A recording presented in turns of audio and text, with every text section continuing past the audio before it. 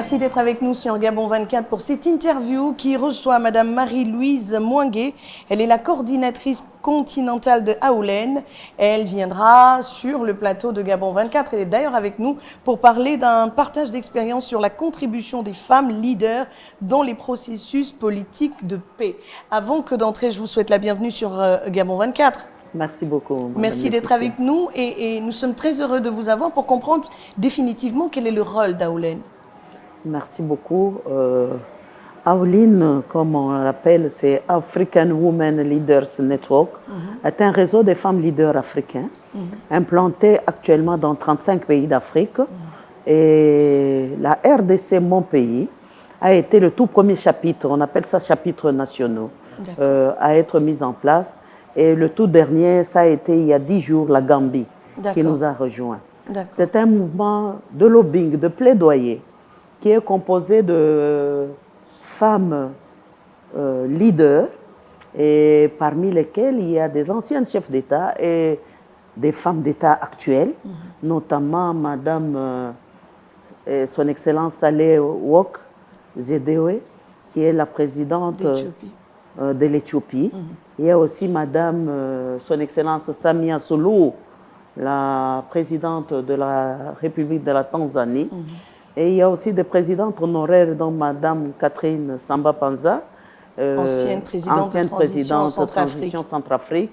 Son Excellence Joyce Banda, ancienne présidente de Malawi. Et Son Excellence Gurib Fatim, ancienne présidente de l'île Maurice. Il n'y a que des éminences au sein de cette organisation? Non, ou bien il y a aussi la citoyenne lambda, Laetitia Ngalibika, Madame? Non, il y a aussi des personnalités, bien sûr, aussi jusqu'à la femme agricultrice. Et vous, vous faites quoi, le plaidoyer? Quand vous dites plaidoyer, qu'est-ce que vous y mettez? Nous amplifions les voix des femmes. C'est-à-dire? Nous nous sommes dit qu'il y a autant de mouvements féminins, autant des associations féminines, mais pourquoi leurs voix ne sont-elles pas entendues? On a compris que c'est puisque leurs voix ne sont pas portées au plus haut niveau. Raison pour laquelle, comme vous le savez, notre réseau, sa présidente, c'est Son Excellence Ellen Johnson Sirleaf, qui est la présidente honoraire du Libéria, et qui a accès à ses collègues pour faire changer la donne et pour porter la voix de cette femme-là. C'est ça la particularité de Aoulen. Donc Aoulen, au-delà de porter la voix, les actions concrètes, c'est quoi? Parce que porter la voix, c'est un terme générique. Est-ce que porter la voix signifie aller s'enquérir de la situation des femmes dans l'extrême pauvreté, vivant dans l'extrême pauvreté, dans les confins des pays? Ou bien porter la voix, c'est juste dire que, attention, il y a des femmes qui existent dans tel pays et qui ont besoin de telle chose. Qu'est-ce que vous dites? Qu'est-ce que vous y mettez? Non, nous mobilisons aussi. D'accord. Nous, on mobilise de fonds. Ah. Oui. Nous mobilisons Pourquoi? les autres. Pour quel objectif? Pour aider, autonomiser les femmes. Très bien. Pour qu'elles se sentent... Parce qu'une femme, on a toujours dit dans notre principe que quand on donne à la femme, on donne à la communauté. Puisqu'on a toujours dit que la pauvreté a un visage féminin en Afrique. Et pourtant, cette Afrique qui est nantie, l'Afrique est immensément riche. Mais pourquoi ces richesses ne profitent pas aux populations? Pourquoi? C'est puisqu'il y a une certaine gouvernance aussi. C'est pourquoi Aoulen travaille sur les 6 piliers dont je viens de parler dans la salle. Notamment? Le leadership et la participation politique, la gouvernance et la lutte contre les violences sexuelles. Et puis, il y a l'inclusion financière, il y a l'autonomisation des femmes. Il y a cette histoire de réseautage avec les nouvelles technologies de l'information, qu'on puisse, un dialogue intergénérationnel, qu'on puisse passer la relève.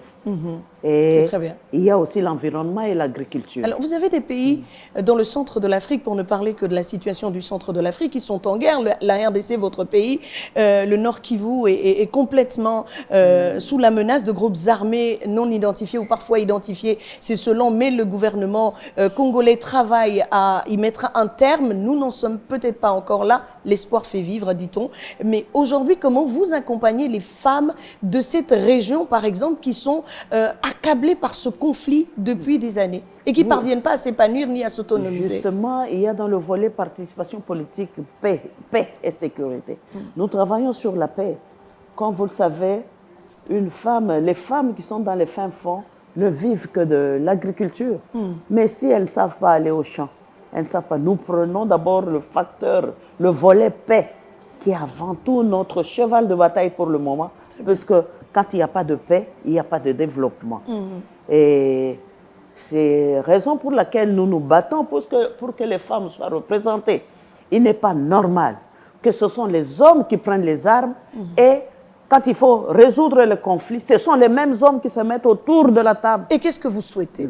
Qui est des femmes. D'accord, mais comment on les emmène jusque-là? Parce que les femmes elles-mêmes ne savent pas prendre leur destin en main. Alors comment on les emmène jusqu'à la résolution des conflits, une chose aussi grave et importante? C'est pourquoi on s'est dit, comme c'est un réseau, nous travaillons avec les FemWise, qui est le réseau des femmes médiatrices de paix, pour qu'il y ait cette connectivité, cette connexion, que nous puissions élever notre ton et faire entendre la voix au niveau de la Commission de l'Union africaine, qu'on fasse dans les missions de délégation de paix et ainsi de suite, qu'il y ait des femmes facilitatrices, des femmes médiatrices. Absolument. Parce que la femme n'a pas pris les armes. Il n'existe pas de... Il n'existe pas de femmes seigneurs de guerre. Il n'y en a pas. Tout à fait. Si elles sont là, peut-être qu'elles sont collaboratrices ou transporteuses. On les prend pour des esclaves, elles transportent les armes pour les belligérants. Mais nous nous sommes dit, il n'est pas bon que les mêmes hommes qui prennent les armes, ce sont les mêmes hommes qui se mettent autour. Quand vous vous êtes dit ça, qu'est-ce qui se passe? Qu'est-ce que Aoline fait? Comment elle accompagne justement les femmes à prendre conscience de leur importance dans des pans aussi stratégiques que la résolution de conflits? Merci beaucoup, Madame la journaliste. Comme vous le savez, à l'Union africaine, nous avons Madame Binta Diop. Madame Binta Diop, c'est une grande personnalité qui a même été élevée comme envoyée spéciale pour la paix, la sécurité et les femmes, qui représente le président de la Commission de l'Union africaine. Nous portons haut la voix. Nous avons aussi Madame Mohamed, la sous-secrétaire, la secrétaire générale adjointe d'Antonio Guterres. Elle est dans notre réseau. D'accord. Est-ce qu'il s'agit d'une représentativité des femmes pour parvenir à une autonomisation réelle de la femme dans la sous-région, ou il s'agit véritablement d'une autonomisation qui passe par une mobilisation des forces en présence? De quoi parle-t-on? Est-ce que c'est parce qu'on a un ministre, on a des femmes d'affaires, que les femmes seront finalement médiatrices ou porteront des crises au point de les résoudre? Non. Nous souhaitons que ça soit fait à la base. D'accord. Que les femmes soient prises en associées. compte, associées Très bien. dans tous les conflits. Très Ce bien. n'est pas qu'après le conflit, c'est alors qu'on les amène, ainsi de suite. Mais dès le départ. Et vous avez sorti une phrase qui est lourde de sens. Et vous avez dit qu'il faut que la majorité démographique se transforme en majorité décisionnelle. C'est un programme de société. Oui. Si je ne m'abuse, comment on porte ça? Vous savez, très peu de femmes ne comprennent pas qu'elles ont une voix qui porte. Et puis, nous savons mobiliser puisque ça passe par les réformes, les lois électorales, ainsi de suite, jusqu'au niveau de la conseillère, au niveau du village. Il faudra que cette femme, ce chef coutumier, sache qu'il y a une femme qu'on doit associer à la table de décision, qu'elle puisse dire un mot. Très bien. J'ai toujours dit, quand on donne à la femme, on donne à la communauté. Et on donne à l'humanité. Si égalité pouvait être humanité, joliment dit. Vous êtes au Gabon pour participer à cette conférence, la première du genre, sur la promotion de la femme dans l'Interland de la CEAC. Alors, bâtir ensemble un agenda commun. Est-ce que c'est une vue de l'esprit ou est-ce que l'on peut y parvenir? Je crois que c'est un processus. On va y parvenir. Puisqu'il faudra que tout le monde prenne conscience. La première des choses, c'est la conscientisation de nos jeunes filles dans tout le domaine. Il ne faudra pas que, en tant que mère, vous privilégiez les garçons et vous laissez les filles à côté. Sur le bas-côté, absolument. Oui, quand il faut laver les assiettes, faire la vaisselle, c'est alors ce qu'on appelle les femmes pour qu'on lave les assiettes. Non, c'est impossible. Nous voudrions qu'on donne les mêmes chances. À tout le monde. À tout le monde. Hommes-femmes. Comme femmes et comme êtres humains. Les droits des femmes, ce sont des droits humains. Tout à fait. Donc, il n'est pas normal, même dans les sciences nucléaires, ainsi de suite, que la femme se retrouve un peu partout. Et quelles sont vos attentes? Nos attentes, c'est parvenir à cette égalité, justement. Très bien. Parvenir à cette égalité. Un message à l'endroit des femmes qui vous regardent. Oh, qu'elles ne baissent pas les bras. Oui.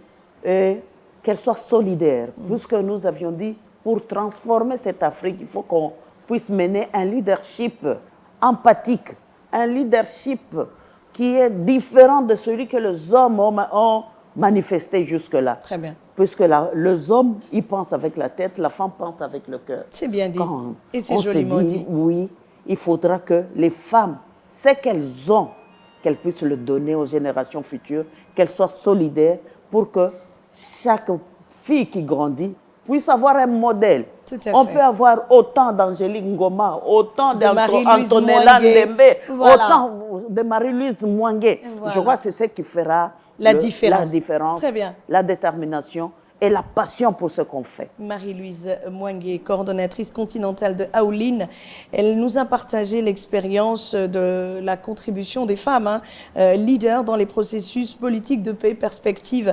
continentale et le rôle de Aoline. Elle nous l'a rappelé sur le plateau de Gabon 24. L'interview se referme. Merci d'être passé sur notre plateau. Merci. Laetitia. Merci à vous de nous Merci avoir infiniment. suivis. Les programmes de Gabon 24 se poursuivent.